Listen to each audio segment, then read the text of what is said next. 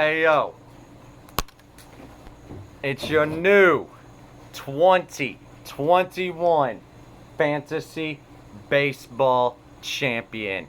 The one and only Thrills Alexander. Rocking the only title belt that is recognized in this house, the NWO for life.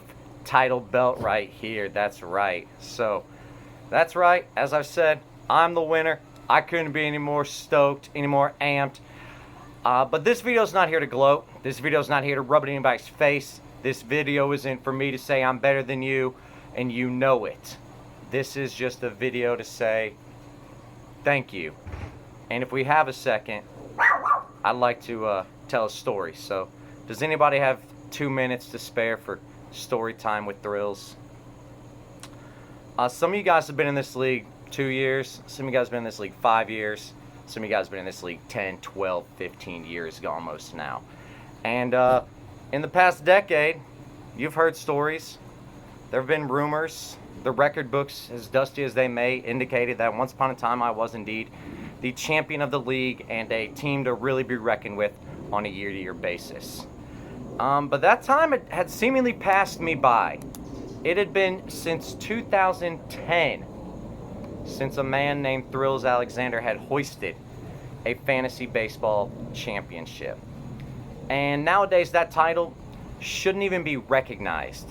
I want to take you back to some of the managers that I had to compete against and beat. A Bob Morey. A Matthew. I don't even know who this guy was. A Kyle R. Possibly Robillard from Club 119 days. An Alex and a Ben and a David Harbor. Newbies to this game of fantasy baseball still just hatching, growing wings. A B Green, who to this day teams are tried and true. There's no discrepancies between 2010 B Green and 2021 B Green. You see him now, that's what he was then. A Joe, the big stick, if you will. Let's see. Oh, there was a Z Marley along with the Bob Marley, and then an Andrew Hamlin and a Tracy Ammons. Some people get that reference, some people may not. But that was my competition at that point in time in that year. Nobody really knew about fantasy baseball. I had a step on most of them, and that was the last time that I could ever say that I was better than 11 other people in a league. Since then, my finishes range from 2nd to 3rd to 4th to 8th to 5th. Actually, there were no 5ths in there. If you really want to go back and look, it's a 2nd, it's a 3rd, it's a 4th. Kings of Live Arm being one of the greatest team names ever, with one of the shittiest teams ever, being 8th place in 2014. And then we saw the medal stand, but no gold medal, with 2nd, 3rd, 2nd, 3rd. Crushing defeats to the hands of just about everybody in this league. But I say all this to let you know that it's not because I've tried any less hard. I've tried harder, for that matter. It's not because my game has gotten any more distracted. I'm still focused on fantasy baseball at all points in time. It's because of you 11 other bastards. Some of you that I've known for a long period of time, some of you that I haven't hoisted it. The level of competition here in this league has gone from living in the basement and skyrocketing to the penthouse. I dare put our league up against any other league on earth, and that includes ESPN people, Fox Sports. It doesn't matter, your job profession. I feel like this league is as competitive, if not more, as knowledgeable, if not more, than any of those other leagues. And gentlemen, you are the reason that I'm holding this title today. You're the reason that I am the champion. Because I couldn't sleep at night. I'd be on my phone at 11:30. Oh, who do I need a spot start tomorrow? I'd be waiting, staring all day. Somebody's injured, let me go find the replacement. I was on it all the time because I knew if I took a second off, I was losing a step to somebody in this league. We read the minor league reports. We kept a watch list. We knew what guys were coming back from the DL and when they were going to start. Because of you 11 other guys, I'm the champion. And I want to talk about each of you for a second. In no order whatsoever, but every one of you brings something awesome and amazing to this league, and you're the reason that we have such a great league. I want to start with the commish. Usually you end with the big man, but I'm gonna begin with the big man. Benson, you run a tight ship. You expect a lot out of the players in your league. Most commissions start the league and they don't care what happens.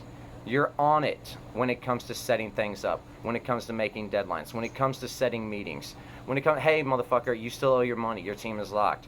Hey, get on the Slack board. Hey, your moves. Why are you letting the dude sit on the DL for a day? Like 6 hours, you're already ripping our assholes open.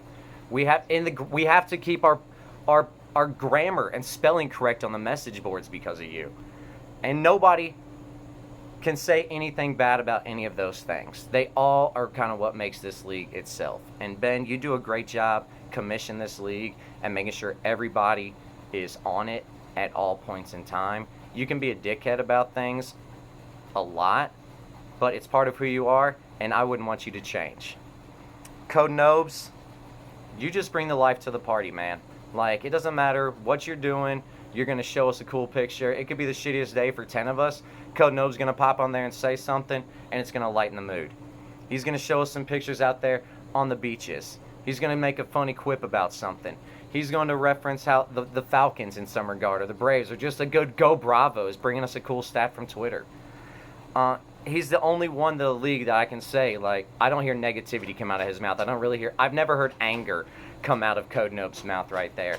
And Code, I mean, what do we not love about his propensity to make trades 24/7? He can go back and forth for 8 hours. He can go back and forth for 8 seconds. Either way, he's getting the job done. Probably more ways than one. Know what I mean? All right, next up, D-Harb. This year, I can say that what you've done to the league is you've made everybody stay humble.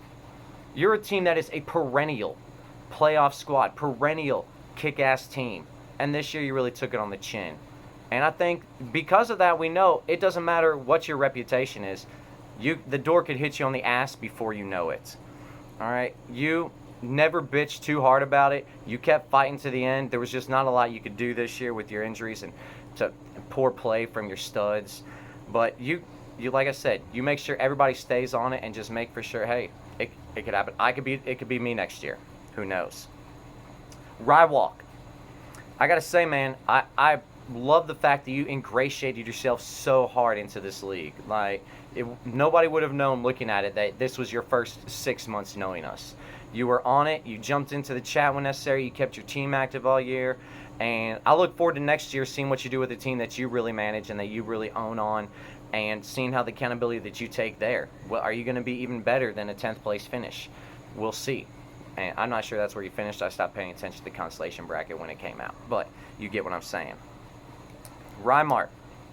Going from Rywalk to Rymart. Rymart, you're bringing the, never give up attitude, dude. It doesn't, like we talked about last year. Your team sucked. You gritted it out. You almost made the playoffs.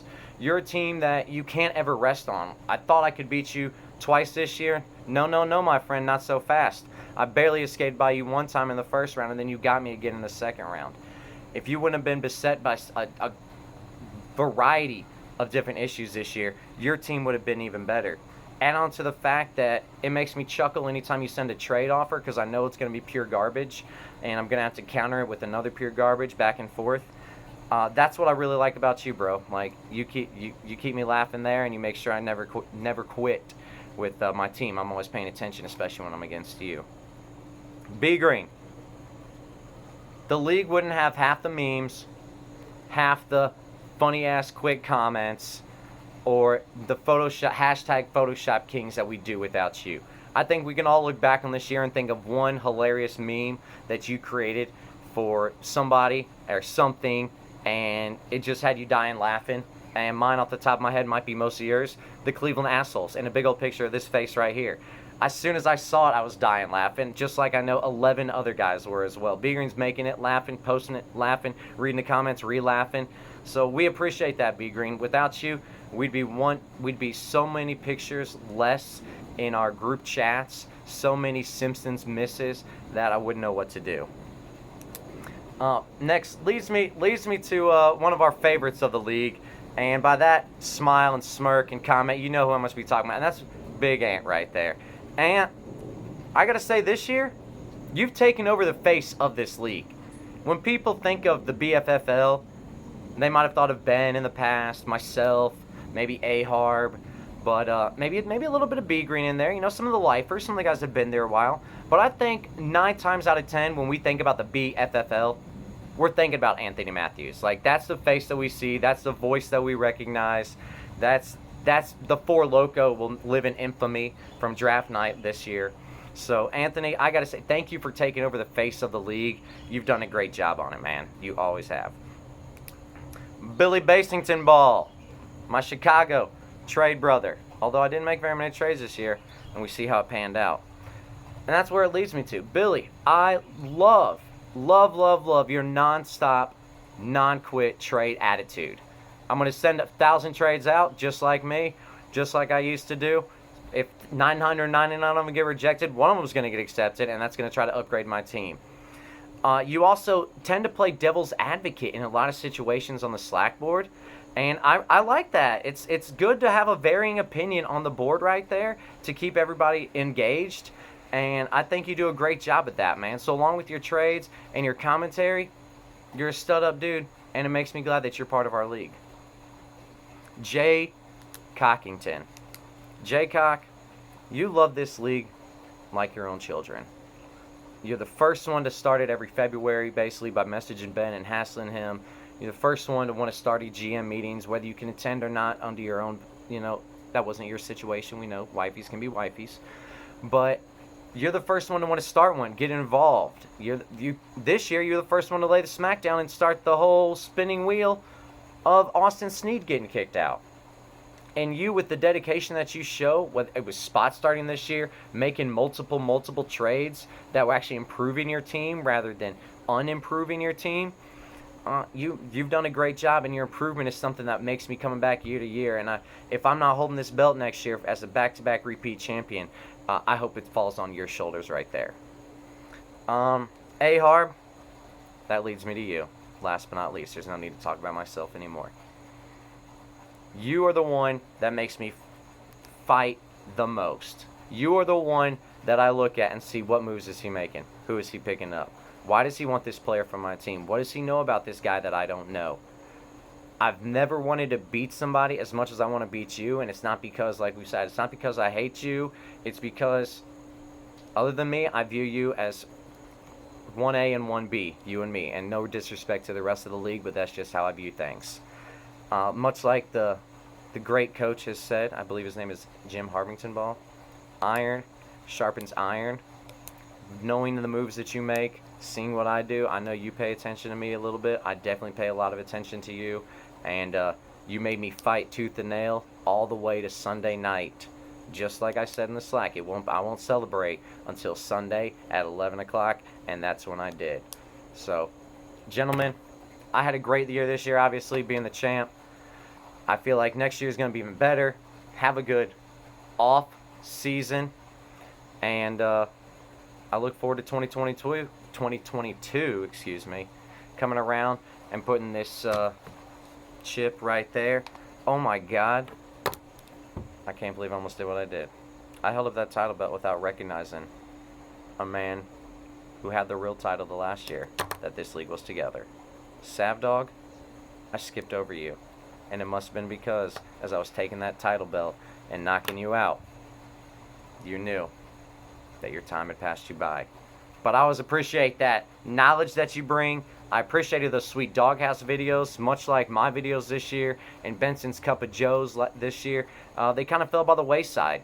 2022, that's something I would like to see improve, Sav. Maybe you, me, and Ben can do a little rotating schedule so we're not always hammering them out and killing ourselves each week. At one every 3 weeks between a doghouse, a Cup of Joe, and a matchup preview show might work out pretty well. So just something to think about. But Sav, your wrestling knowledge, acumen, always wanting to talk on the chat, those are the things that help make you part of this league and make you a great part of this league and somebody that I value in this league. So everybody out there is an awesome guy. You wouldn't be here otherwise. Ben would have found a reason to kick you out, or at least would have heard enough commotion from the rest of us to want to kick you out. But until next year, this is your world champion, Thrills Alexander. Right there for you. For life.